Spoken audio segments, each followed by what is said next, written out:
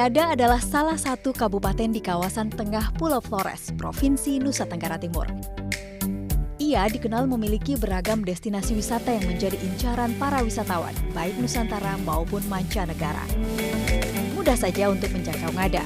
Dari timur bisa melalui Labuan Bajo dan dari barat bisa melalui Kupang. Hanya dengan jarak tempuh 40 menit penerbangan, kita akan tiba di Bandara Soa Ngada. Setelah menempuh perjalanan yang melelahkan, berendam di pemandian air panas Hot Spring Mangeruda yang berada tak jauh dari Bandara Soa bisa menjadi pilihan untuk melepas penat. Semakin rileks sambil menikmati sejuknya udara di antara rimbunnya pepohonan dan kicauan burung. Pemandangan hijau menyambut kita selama berada di Ngada. Lihat saja, panorama Inerie, gunung tertinggi di tanah Flores ini begitu menggoda. Kecantikan Inerie juga bisa dinikmati sambil menyaksikan sunrise di atas puncak Wolobobo Hills atau sunset di Bukit Watu Nariwowo. Demikian pula saat berada di air terjun Ogi yang menjulang setinggi 35 meter. Panorama alam dan menakjubkan juga bisa disaksikan di Danau Wawo Muda. Bicara objek wisata alam di Kabupaten Ngada, tentulah kita tidak akan melupakan keindahan Riung 17 Pulau, yaitu deretan pulau yang pesonanya telah mendunia. Dari 17 pulau, Rutong adalah satu di antara yang paling banyak dikunjungi. Pasir putih dan bukitnya membuat siapapun tak akan berhenti untuk berdecak kagum.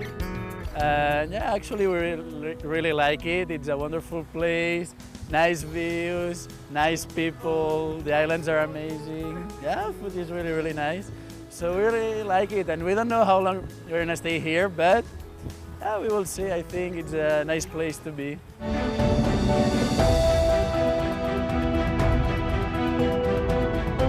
Mengeksplorasi Riung harus melihat Pulau Ontoloe atau yang populer disebut Pulau Kelelawar dari dekat. Bergeser sedikit kita akan bertemu dengan Pulau Terong Padang, tempat embau atau komodo. Tidak kurang dari 30 ekor komodo berhabitat di pulau ini. Tidak hanya itu, Riung juga dikenal memiliki taman wisata alam bawah laut dengan biota yang tak akan bosan untuk dinikmati.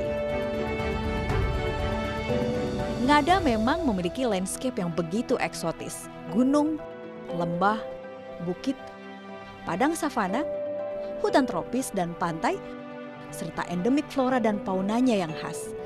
Semuanya menjanjikan ketenangan, kedamaian, dan menyatu dengan alam. Eksotisme alam berpadu apik dengan harmoni masyarakatnya yang masih menjaga warisan leluhur, disertai toleransi dan keberagaman.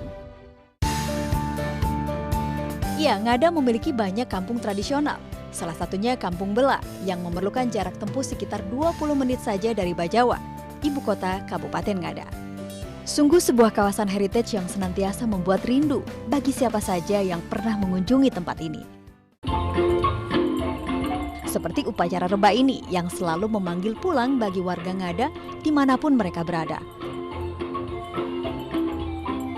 Tradisi perayaan Tahun Baru Reba berlangsung dari akhir Desember hingga 10 Februari setiap tahunnya. Sebuah refleksi rasa syukur terhadap Tuhan Sang Pencipta dan para leluhur. Warga berkumpul bersama, menari, makan ovie atau ubi, minum moke atau tuak, dan hidangan lainnya. Perayaan Reba juga dimeriahkan dengan beragam permainan tradisional seperti bodo leke yang dimainkan para perempuan dan leke mawe atau gasing yang dimainkan para pria di kampung Beiposo ini. Permainan ini ada 3 tahap. Tahap yang pertama yang disebut dengan esa, yang kedua disebut dengan leke, dan yang ketiga riwe. Dan biasanya main 3 game. Ya, 3 putaran katakan seperti itu, dan misalnya yang menang itu 2-1 atau 3-0 itu ada sanksi bagi yang kalah.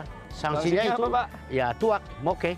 Moke. Iya. Harus minum moke. Dan moke itu beli moke ya untuk minum secara bersama-sama.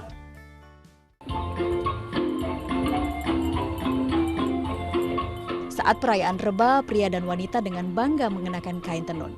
Sapuluwe untuk pria dan lawo untuk wanita. Para wanita di Ngada harus bisa menenun. Ada 2 jenis tenun. Pertama berasal dari benang asli yang dipintal dari kapas. Kemudian direndam daun nila untuk mendapatkan warna alami hitam atau biru. Yang kedua berbahan dasar benang dari pabrikan. Tapi keduanya sama-sama ditenun untuk menjadi sehelai kain.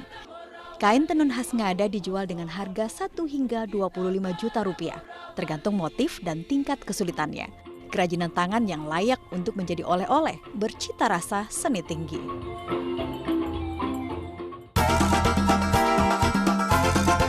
Kabupaten yang dihuni 3 suku etnis yakni Riung, Ngada, dan Soa ini juga memiliki beberapa situs rohani yang sedang dikembangkan untuk menjadi objek wisata rohani terpadu. Di antaranya patung Bunda Maria di Bukit Atagae, Desa Beiposo, kemudian ada Tabor, gereja paroki Mataloko yang dibangun sekitar tahun 1920-an, rumah retret, kesusaran SPS yang berada di Lembah Mataloko, Todabelu. Juga gereja MBC serta sederet gereja tua peninggalan Belanda. Situs rohani yang sedang dibuat itu ke depan kita kembangkan lebih bagus lagi. Dalam arti dikembangkan dengan satu konsep terpadu. Ada unsur lain yang bisa dimasukkan, unsur budayanya ada di situ. Kemudian pengembangan dalam arti kekhasan budaya yang ada juga dimasukkan di dalam alam wisata itu. Maka itu menjadi sebuah konsep yang sangat terpadu.